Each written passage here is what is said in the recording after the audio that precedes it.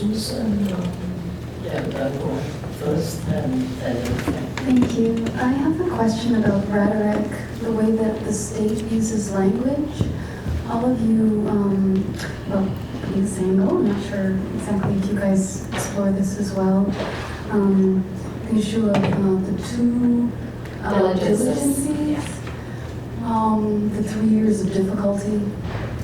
North Korea called its famine the March of Suffering, which harkened back to a different historical period. Even survivors themselves kind of evoked this rhetoric, but they had like multiple registers of the rhetoric. So, but you know, it's interesting because it's not particular to communist states. I mean, and just as a footnote, North Korea would not describe itself as a communist state, so perhaps it doesn't belong here.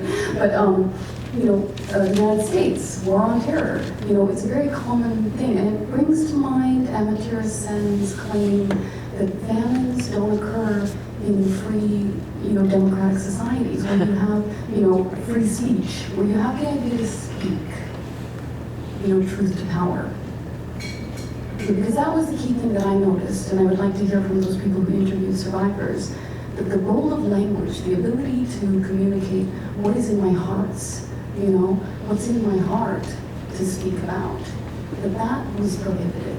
Played a huge role in being able to resist, or being able to shape the memory, or just being able to negotiate a better access to a better life. You know, so I'd like to hear you guys speak more about that, the way the state uses discourse and the way that survivors, or even in the letters, the way that people use language themselves, you know, where they co-opted maybe the state discourse and then kind of used a little of their own. It was a very long question, but I do think it's significant. First on memory, one wonders what the memory of the Ukrainian Holodomor would be had there not been 7 million Western Ukrainians living outside the Soviet Union, Ukrainian emigres in Prague, the diaspora in the West, and already a national interpretation formed by 1934, 35, I would say, that could come back. So the larger the memory, I think, also depends on who are carriers of memory who could at this point. Then location and burial rights and memory within a local society. And I think the Kazakhs would be the case here. I mean, I would assume in much of Ukraine, memory remained in the way that Ralph said, in the village where everyone knows. They know the places where the bodies are. They know the house where something happened. And they also have a certain attitude towards the dead and bodies. The nomadic society had a very different tradition. The settlements came later. I would assume that this means that unlike the rootedness of certain village societies, may work in China, I don't know, that gives people memory. And of course, the people of the cities lost memory. And then the big question for me is when, in the 1980s, Conquest book came out, the major criticism of the book that I could see was it used survivor testimony. That is, it was using victims and survivors of the event and did not have archives. Of course, you couldn't have archival access then. So I wonder if each of you could give that balance. And you don't have to all do this, but anyone who would like to, of where you would put the two now. You have certain access to archives in all cases. You have certain access, sometimes limited survivor testimony, and how that affects your work. So again, very, very quick responses. Maybe someone who haven't actually had a chance to respond really. Professor John, would you like to respond? And Professor Mannings? About the rhetoric with people.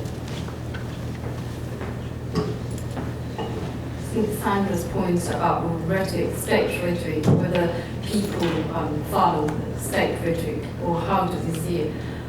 People use the term, in China, people certainly use the term 3 difficult years or 3 years of natural disaster, but they also have their own term of describing it. For instance, in Anhui, the area where I went to, people know the term, but they don't really, when I ask them about the 3 years, of, 3 difficult years, nobody kind of responded to it. But then somebody else told me, actually, do you mean 艰巨? How do you translate 艰巨 into English? Hardship. Do you mean hardship? I said, yes. So then everybody started talking. They have their own local expressions. It's those things really triggers their memory.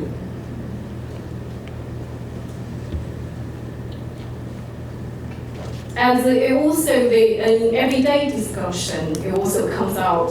There's no particular terminology they use, but they quite often, in everyday, quite often sometimes families sit together and they will just start talking or teasing each other in a sense.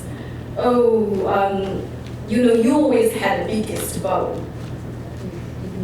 You always shouted the loudest. So they talk about it all the time, but they don't, it's in an everyday discussion, but not in the way we imagine.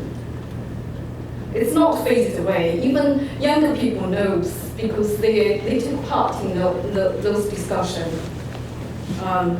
Maybe they don't know the detail, but they know what happened. Certainly when I was growing up, my grandmother always told me off if I was speaking about certain food, and she said, "You have no idea what's been like in those years." I'll speak to the question of terminology in Kazakhstan. It's quite interesting. So one way the famine is talked about is the Veliki Zhut. So Zhut is a specific feature of what happens on the Kazakh steppe. Kazakhs are nomads that I mentioned mostly during this period, and it would happen sometimes that there would be a late spring frost, and so the top layer of ground cover would freeze, and so if you had animals, it's very problematic because they couldn't dig underneath the snow to get at the grass that was underneath, and this zhut, or this periodic frost of ground cover, zhut as it's known, would lead to huge herd die-offs in the late 19th century and extending into the early Soviet period. So sometimes they refer to the famine itself as the Veliki Zhut, so the great zhut in essence. So they consciously kind of link it to these earlier histories. Sometimes they call the famine, they even mention it Kazakhstan's Holodomor, which I find very interesting that they're very conscious of what is going on in Ukraine and some of the terminology that's been used, and so they sometimes apply that lens.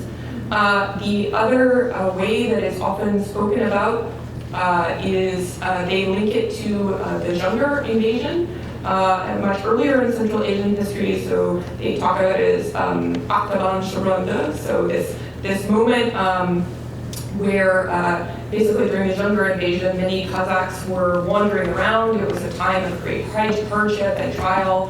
There's a specific phrase in Kazakh, people following one barefoot after another, and they use that phrase to consciously link these two moments of crisis, so the Kazakh famine and the Zhenghe invasion.